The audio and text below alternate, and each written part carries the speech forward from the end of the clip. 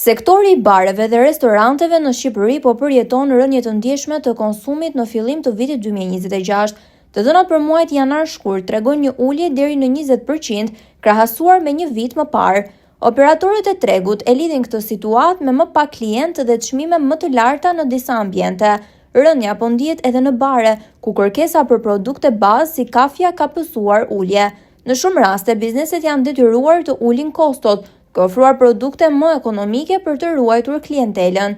Kjo ka ndikuar dhe në cilësinë e shërbimit në disa prej tyre.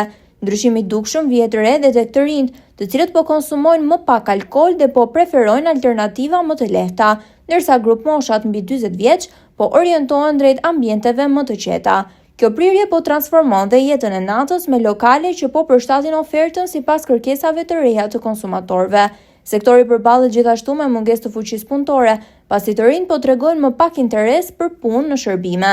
Mungesa e stafit po detyron shumë biznese të punojnë me kapacitete të kufizuara, duke ndikuar në cilësinë dhe shpejtësinë e shërbimit. Pavarësisht të vështirësive, bizneset shpresojnë në një përmirësim të situatës me nisjen e sezonit turistik në muajt në vijim.